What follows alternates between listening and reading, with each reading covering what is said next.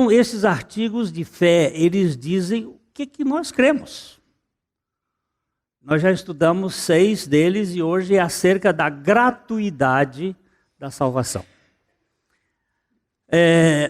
Para Eric Alexander, o plano e o propósito de Deus em salvar são tão eternos como Ele próprio.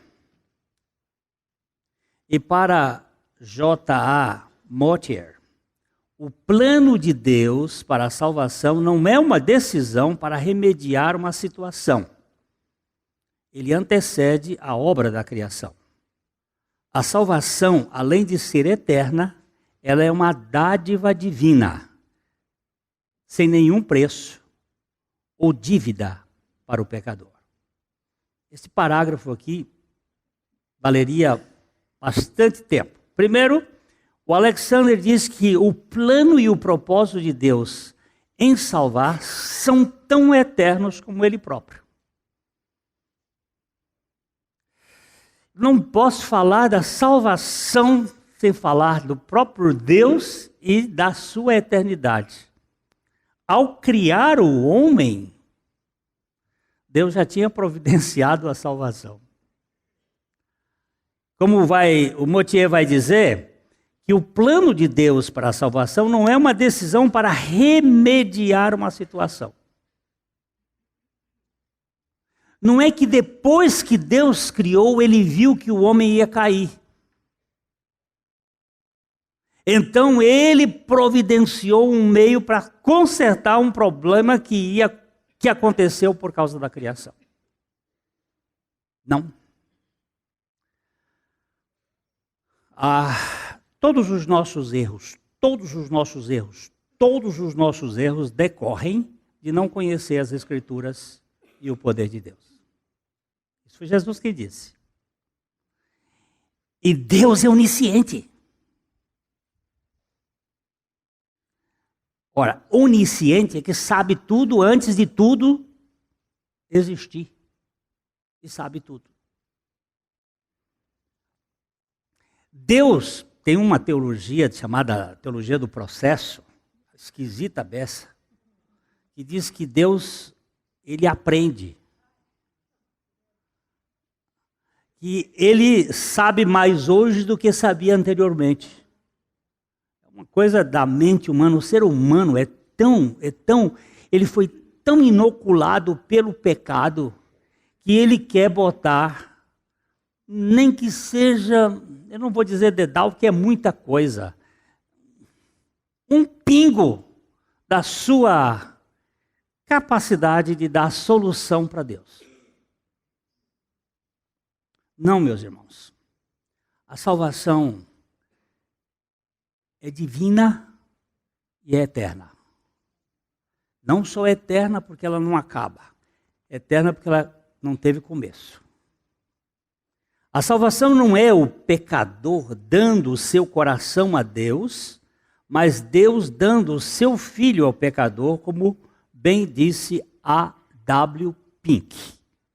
Nenhum pecador jamais foi salvo por ter dado o coração a Jesus. Nós somos salvos, não somos salvos por termos dado, mas sim pelo que Deus deu. Aliás, eu só dei meu coração a Cristo porque Ele deu o seu Filho a mim. Eu tenho batido nisso daqui, mas vou bater até o último suspiro das minhas narinas. Eu não me arrependo para ser perdoado. Porque eu fui perdoado, eu me arrependo. Preste bem atenção. Vou voltar aqui a contar a mesma história. Pastor Abuchaim, 3 filhos. Menino é um bicho, é uma criatura divina. Mas quem administra é o capeta. O bicho é terrível. e quebraram o acordeão dele. O escandale. E agora? Quem quebrou? Diz que filho feio não tem pai. Botou os três assim, quem de vocês quebrou o meu acordeão? Silêncio profundo. Ninguém dizia nada.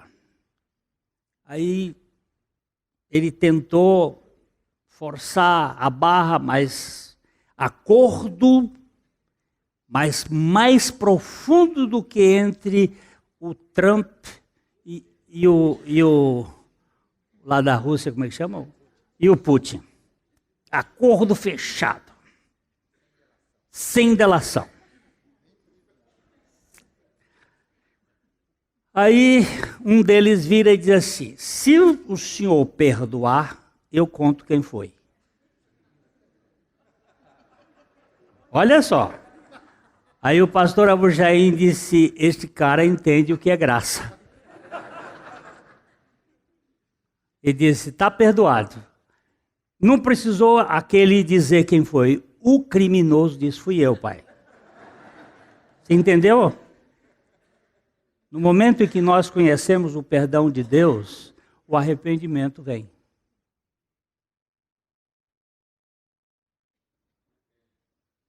Nós temos um Deus que fez uma obra.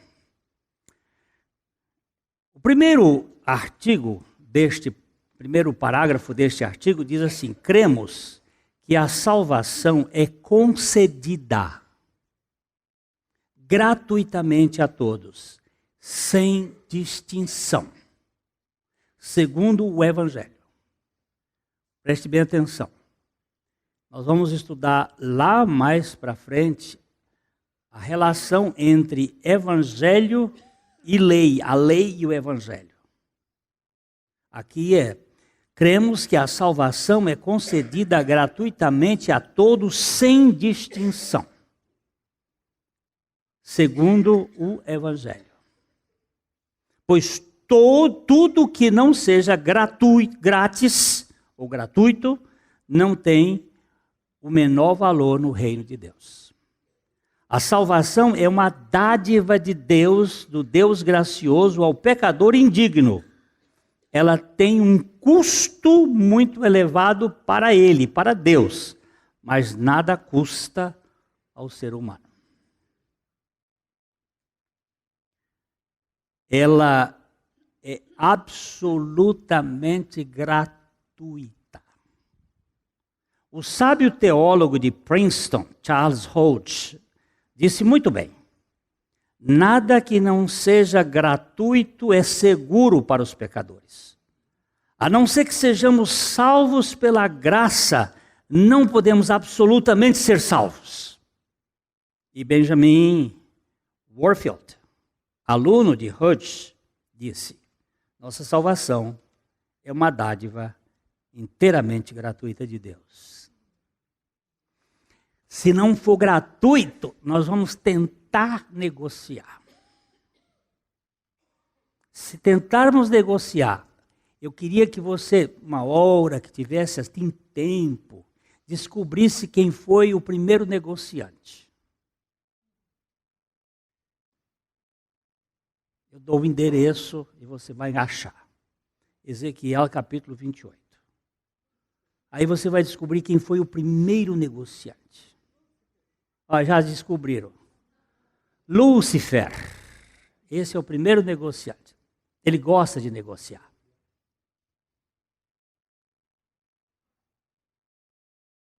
Ele gosta de negociar. Ele gosta de vender e comprar. Quando eu estive no Egito, no mercado do Egito, eu queria comprar uma bobagem lá que minha mulher gostou. Essas coisas de viagem. Era uma chaleira. E aí um amigo disse assim, não compre com o primeiro preço. Discuta o preço. Porque eles não gostam se você comprar com o preço que eles lhe dão. O prazer deles é negociar. E quando eu cheguei, perguntei para ele, quanto custa este bule aí, essa chaleira? O cara disse, $78. Ok? Eu disse, eu dou 10.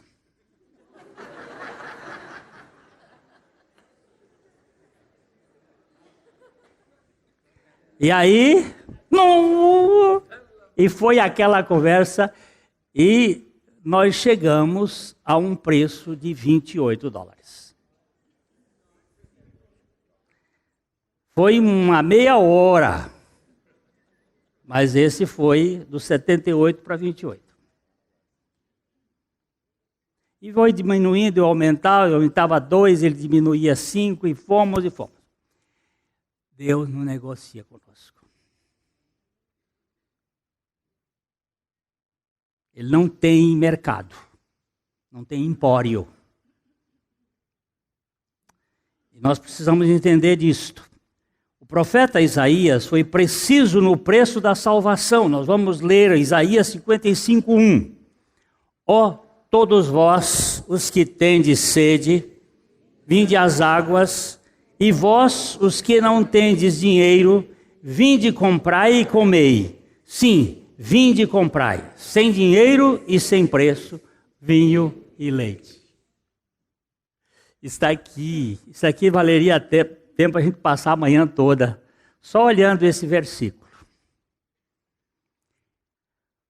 Há um imperativo, vinde comprai, mas sem dinheiro e sem preço não é compra, meu irmão. Nós não podemos comprar sem dinheiro e sem preço. Mas ele diz, vinde comprai, sem dinheiro e sem preço, vinho e leite. Lembre-se que são duas figuras. Vinho é o tipo da alegria da salvação. E leite é o tipo da nutrição da palavra de Deus. A palavra de Deus é o genuíno leite espiritual. O Espírito de Deus envia o convite evangelístico a Israel para retornar. É o profeta que estava fazendo um convite para retornar e, ao mesmo tempo, convida a todos, sem distinção, em toda parte, para a festa do Evangelho. Tudo o que é necessário é uma consciência da necessidade, da sede. As bênçãos são as águas do Espírito Santo, o vinho da alegria e o leite da boa palavra de Deus. Eles são dons gratuitos da graça, sem dinheiro algum e sem qualquer preço. O único requisito para a satisfação é a sede de Deus dada por Deus. É a sede de Deus dada pelo próprio Deus. Nós lemos em Apocalipse 22:17, o Espírito e a noiva dizem, vem. Aquele que ouve, diga, vem. Aquele que tem sede, venha. E quem quiser, receba de graça a água da vida. Vem. Sede de Deus. Nós fomos para um congresso na Argentina. Vou contar aqui para vocês. Depois o nosso amigo disse, vamos caçar. Você já caçou alguma vez na vida? E há muitos anos. Quando eu era menino, o último tiro que eu dei, eu tinha 17 anos. Naquele tempo eu estava com 67, portanto, há 50 anos. Ele disse, vamos numa fazenda de caça. Vamos caçar. Aí nós fomos caçar cervo. Não sei se vocês já ouviram um versículo que diz que como o cervo brama pelas correntes das águas, assim a minha alma clama por ti, ó Deus. E eu me embrenhei por dentro da mata com um fuzil com um guia, e no meio da mata eu comecei a ver o bramido do cervo. Com o meu iPhone no bolso, e com a minha Bíblia Oliver Tree, com Strongs no bolso, no silêncio da mata, eu apanhei o iPad, o iPhone, e coloquei no texto do Salmo 42. E fui e apertei lá, sede, e descobri que a coisa é mais profunda do que eu imaginava. Que ali não é propriamente água, mas como o cervo brama pela urina da fêmea. Eu digo, agora faz sentido. Porque bramar por água, com sede, não é próprio de animal. É uma coisa instintiva de desejo. Que é o cheiro da fêmea no cio que faz com que o macho queira copular. E nesse estado é um desejo profundo, uma sede da alma do animal. Ele brama. Minha alma tem um desejo de Deus que é provocado pelo próprio Deus no meu ser. Eu te quero. Eu te quero porque tu me quiseste. E tu me quiseste tanto que eu te quero um pouco. Eu te quero. E quero te querer porque o teu querer fez com que o meu querer te quisesse. Isso é um poema de um irmão lá do primeiro século que, chorando o desejo por Deus, a sede de Deus, busca Deus. É Deus que coloca isto em nós.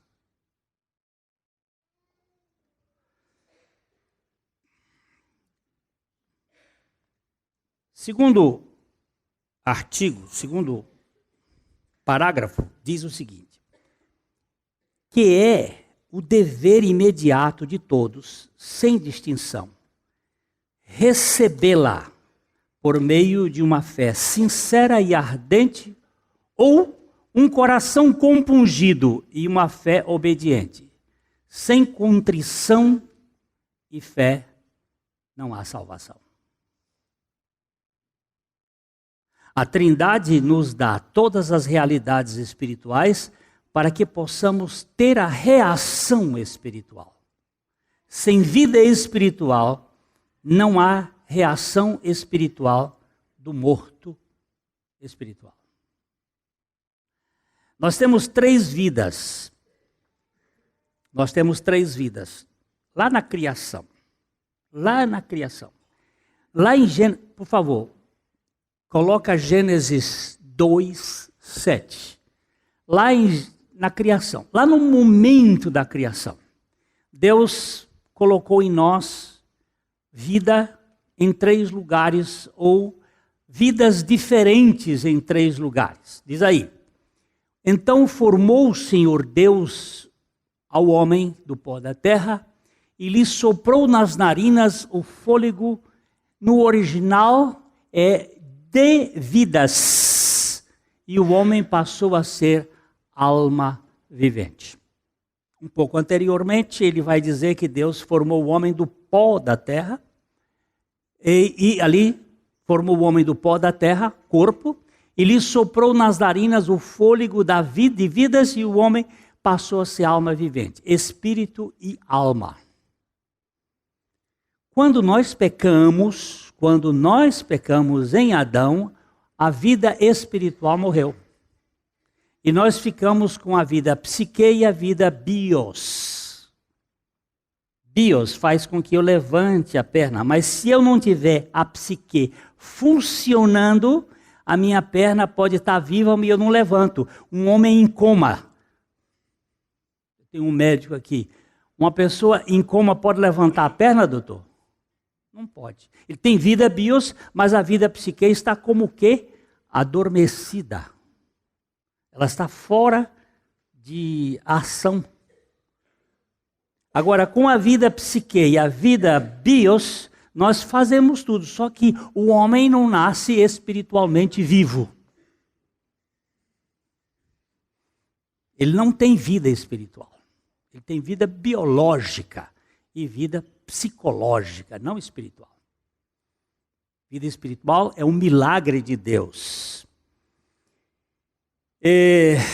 Vamos aqui. O homem natural, ele é incrédulo. O incrédulo não tem fé em Deus. Isso não quer dizer que muitos incrédulos não deem crédito a uma possível existência de Deus. Eles até podem acreditar em Deus, como os demônios, que também acreditam. O que eles não fazem é crer, isto é, confiar totalmente as suas vidas à suficiência de Deus. Eu faço essa distinção que é muito capilar, ela é muito fininha, mas para mim faz sentido. Acreditar e crer. Acreditar é dar crédito a alguma coisa, é no campo psicológico. Crer é confiar-se a, depender totalmente de. O homem natural, ele não é crente, ele é incrédulo.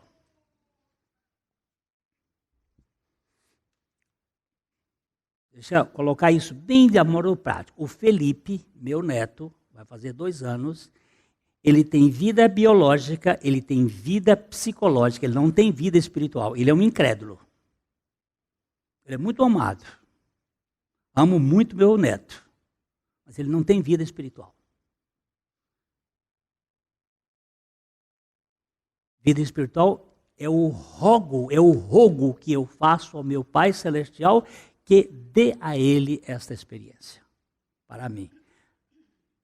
Isso é assunto divino.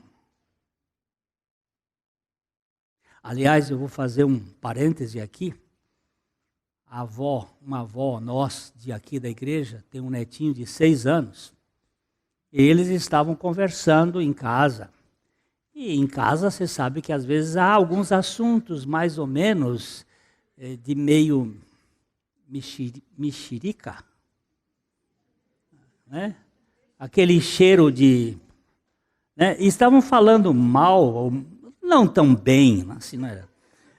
De um membro da família, e alguém diz, mas ele é crente, ele pertence à igreja, ele já foi batizado. Aí o menino de 6 anos disse assim, para! O que vocês estão falando? Vocês já viram alguém entrar no reino de Deus por ser batizado?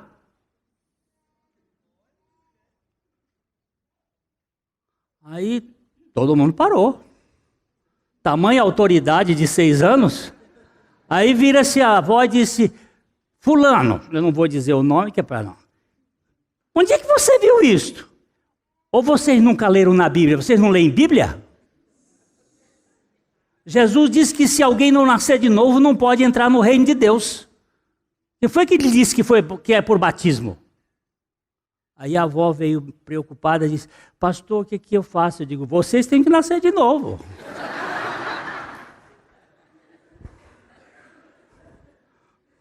O negócio é sério.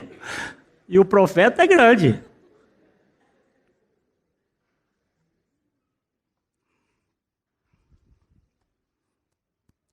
Gente,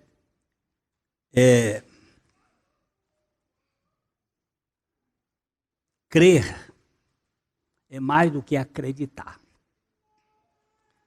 Crer é confiar irrestritamente na palavra de Deus. Acreditar é dar crédito à possibilidade da existência de um ser superior.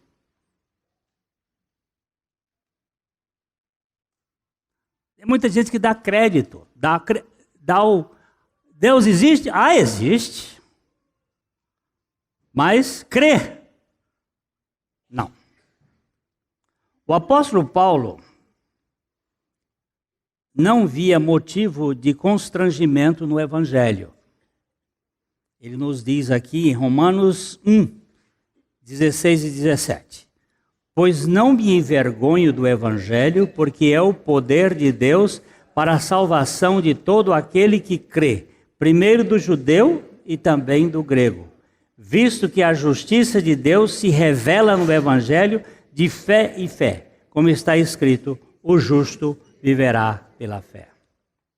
Se eu fosse traduzir esse texto, eu não traduziria o justo, mas o justificado. Porque a Bíblia diz que não há justo nenhum sequer. Então, o sentido é aquele que foi justificado por Cristo. Isso quer dizer que o poder de salvar o pecador está no Evangelho. O pecador incrédulo não pode crer se o poder do Evangelho não lhe trouxer a fé e o arrependimento. Mas é bom que se diga, nenhum pecador até agora foi salvo sem receber a salvação que lhe foi dada. A salvação é um dom de Deus que requer uma resposta humana. A essência do pecado é a arrogância. A essência da salvação é a submissão.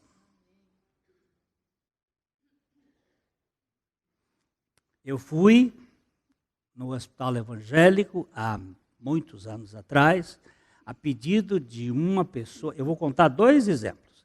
A pedido de uma pessoa que queria que eu visitasse lá um homem que estava muito mal, estava muito ruim, mas ele precisava de uma visita pastoral. Quando eu entrei, ele virou e disse, quem é você? O que você está fazendo aqui? Eu fui falando, aí ele disse, pode ir embora, não me interesso em ouvir, eu quero ir para o inferno, minha alma é do diabo, eu não quero saber nada, e me escorraçou. Perfeitamente. Quase que eu disse, boa viagem. Mas podia falar isso.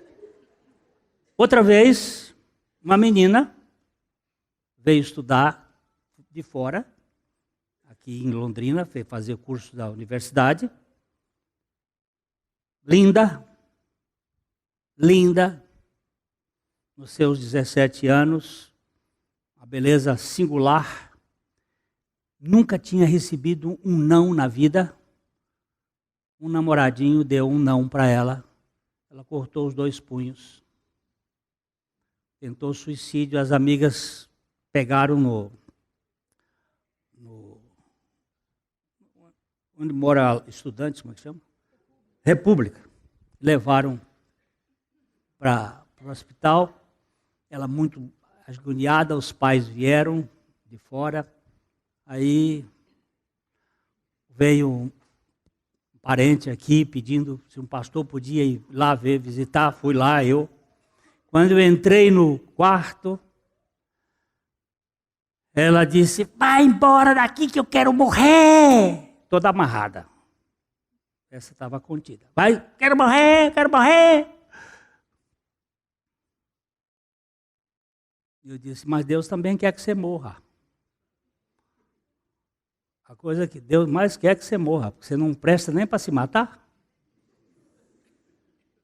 E eu fui muito, muito duro com ela. Você é tão ruim, é tão perversa, é tão indigna e tão incompetente que nem cortou a veia certa. E aí eu fui apertando e ela, quem é você? Eu digo, eu tenho uma história para contar para você aqui. Peguei a Bíblia, aquela dos Gideões, apanhei, ela me cuspiu umas 2 vezes, mas não deu para chegar perto, porque ela estava com a língua grossa. E eu li para ela a morte de Cristo e a nossa morte com Cristo. E ela disse, como ninguém me contou isso antes? Eu digo, eu também não sabia. Mas a morte de Jesus foi a nossa morte. E a ressurreição de Jesus é quem dá vida. E ela disse assim, eu recebo isto. Olha só, eu recebo isto. Tudo bem, se você recebe é sua. me solta. Eu não posso lhe soltar, porque não fui eu que te prendi. Mas eu vou chamar. Chamei a enfermeira disse, eu não posso, porque isso aqui é só o médico. Aí chamaram um médico, o médico veio, ela disse, pode me soltar. O médico disse, eu não posso, tem que chamar o médico responsável. Eu digo, não, pode soltar, por sua conta eu solto. Não, por minha conta não. Por conta de quem a libertou. Eles soltaram. Hoje, a senhora, eu não vou dizer o nome dela, esposa do desembargador num outro estado, vive feliz em Cristo Jesus. Um não recebeu, o outro recebeu.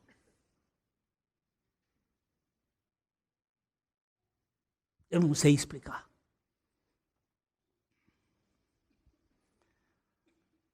O pecador incrédulo não pode crer.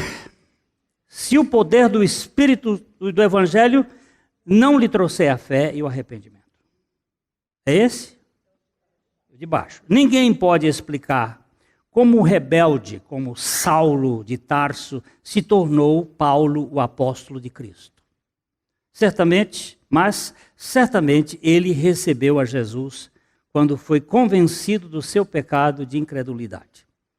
Porém, a fé que recebe a Cristo precisa ser acompanhada pelo arrependimento que rejeita o pecado, disse com propriedade John Stott. A fé que recebe é acompanhada do arrependimento que tem nojo da gente. Terceiro, o que não há impedimento nenhum à salvação do maior pecador que exista sobre a terra, a não ser a sua própria perversidade e rejeição voluntária dela. Ou seja, é o pecador o único responsável pela sua incredulidade e rebeldia. Jesus disse que o incrédulo pecador, mesmo sendo um excelente religioso, não pode vir a ele. Em João 5,40, contudo, não quereis vir a mim para terdes vida. Essa palavra foi dita aos fariseus religiosos. Segundo a Bíblia, ninguém busca Deus. Logo, ninguém pode vir a Cristo se o Pai não o trouxer. Mas aquele que for convencido pelo Espírito Santo precisa receber a Cristo como um dom de Deus.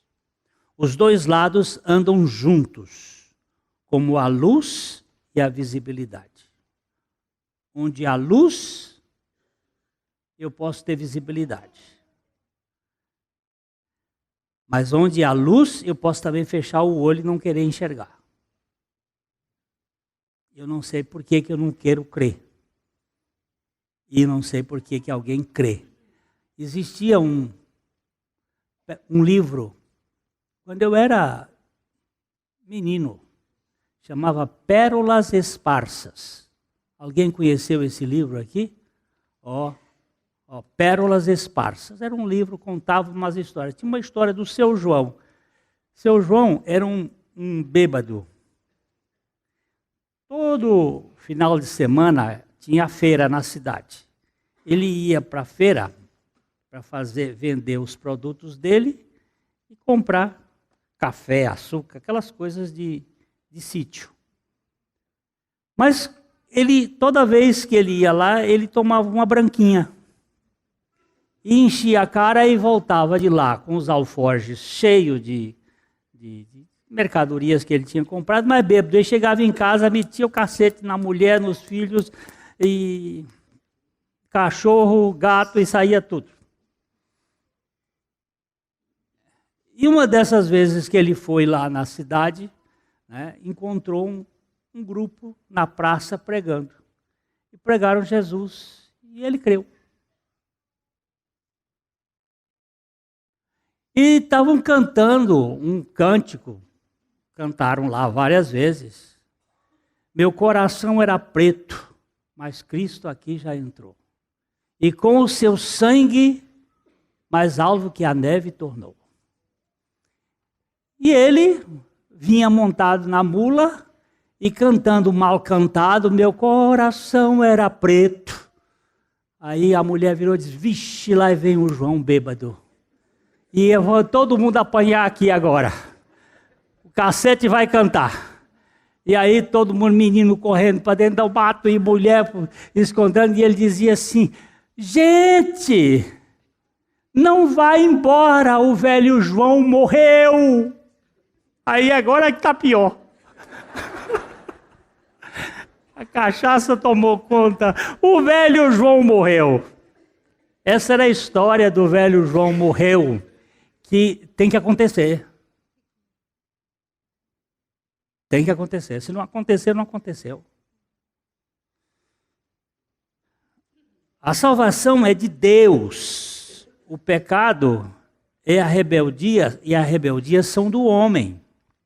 Nós lemos aqui em Atos 13, 46, então Paulo e Barnabé, falando ousadamente, disseram, cumpria que a vós outros, em primeiro lugar, fosse pregada a palavra de Deus, mas posto que a rejeitais e a vós mesmos vos julgais indignos da vida eterna, eis aqui que voltamos para os gentios. Paulo estava dizendo numa sinagoga, ele e Barnabé, para os judeus, olha, nós viemos pregar o evangelho para vocês, mas vocês não receberam, nós vamos pregar para os gentios.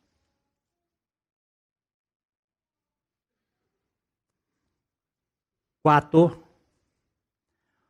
que essa rejeição da parte do ingrato pecador trará sobre ele a mais severa condenação. Assim, quem crê será salvo. E quem não crê já está condenado, não será condenado, já está condenado. Por isso, saiba, o pecado do incrédulo, ou o pecado da incredulidade, é o único responsável pela sua condenação.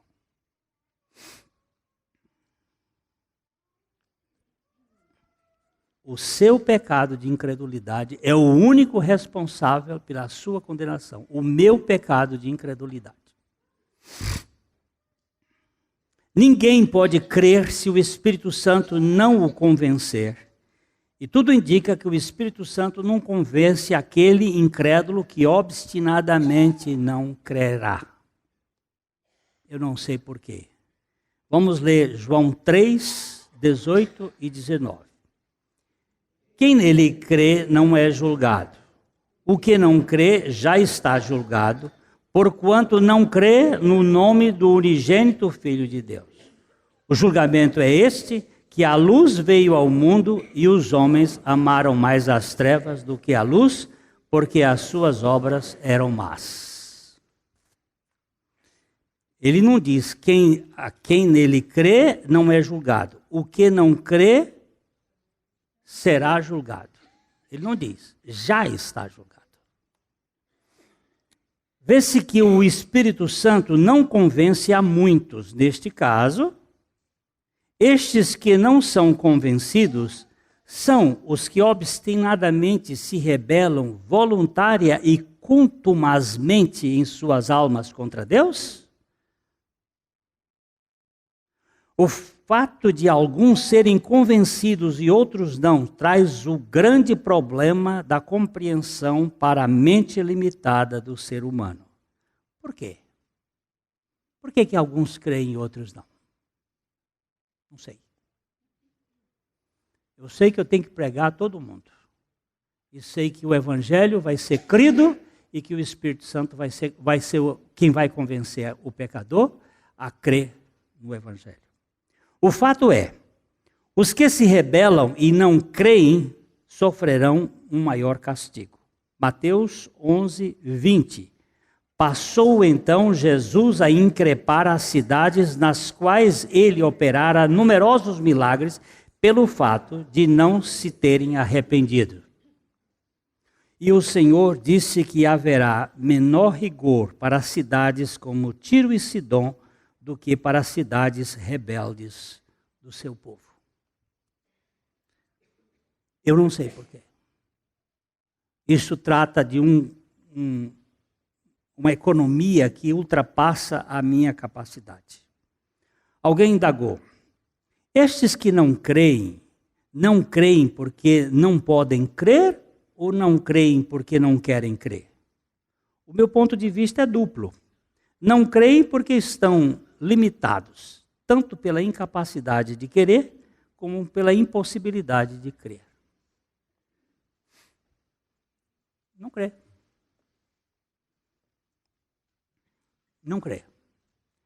Havia uma senhora lá na igreja onde eu fui pastor, no Rio de Janeiro, mas antes, quando os avós da Carmita, da minha esposa, o avô era pastor lá, depois o pai dela, e tinha um menino lá que chamava Jessé, e a mãe dele dizia assim: não gasta tempo com Jessé, porque evangelho não é luz para pé de Jessé.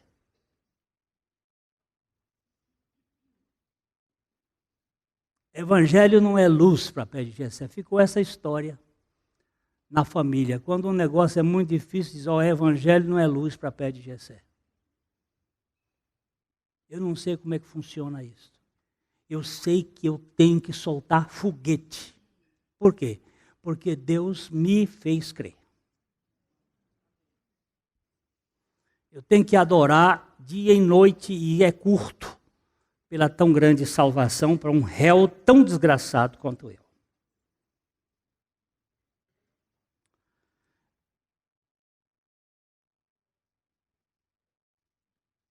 Alguém indagou? Sim. A salvação de Deus é totalmente graciosa e gratuita. Ninguém entra com algum mérito e não tem nada para compensar. A obra da salvação é um milagre da graça do começo ao fim. O ser humano só entra no território da salvação com seus pecados. Por que você é salvo?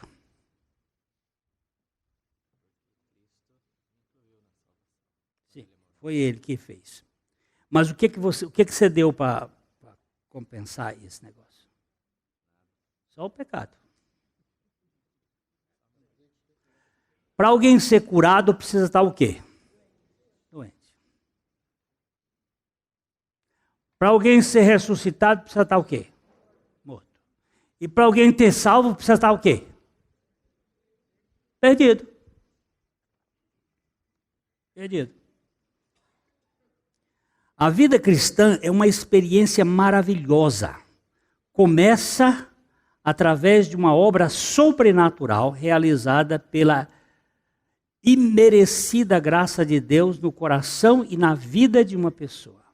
O Espírito de Deus aplica a obra de Cristo na cruz aos muitos que estão espiritualmente mortos.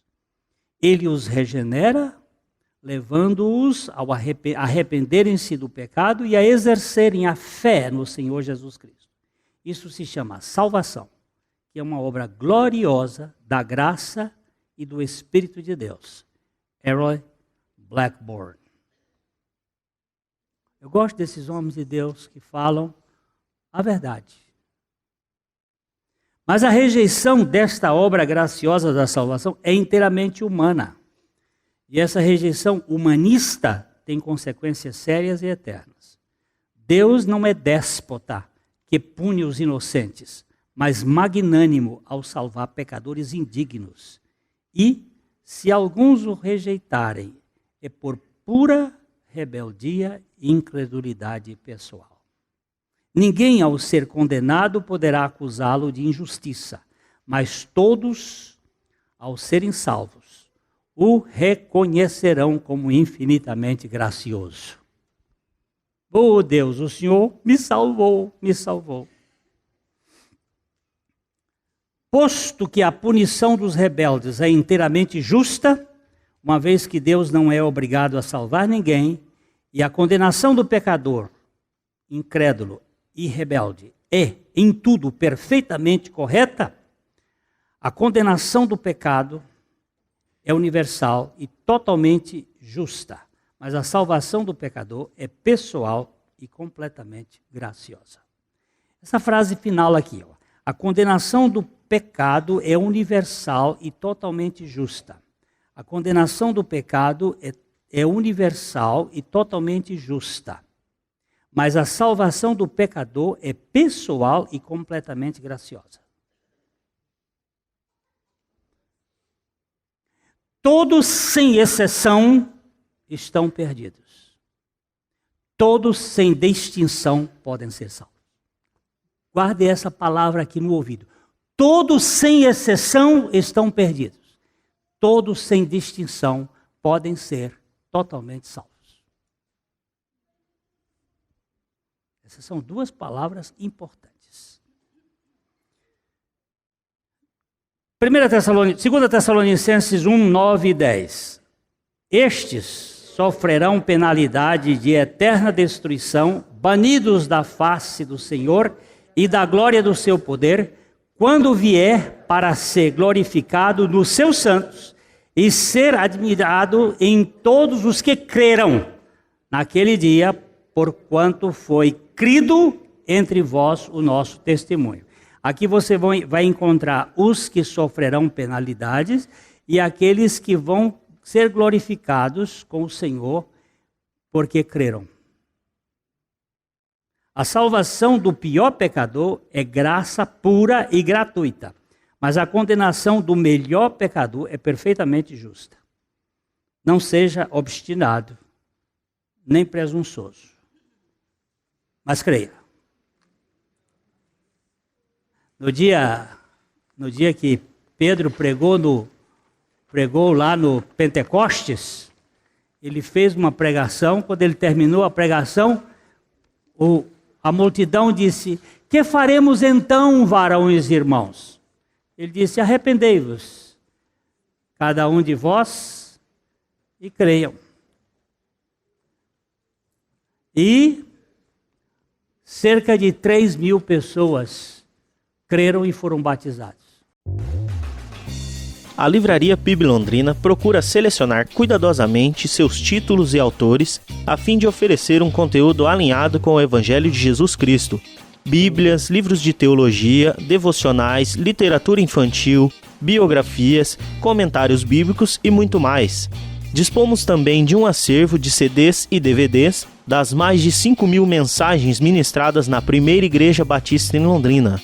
Visite a Livraria PIB Londrina e conheça ainda mais. Livraria PIB Londrina, de segunda a sexta, das 13h30 às 18h. Endereço na Avenida Paraná, 76A, próximo ao Calçadão, bem no centro de Londrina. Ligue para 3372-8921 ou acesse o site www.livrariapiblondrina.com.br.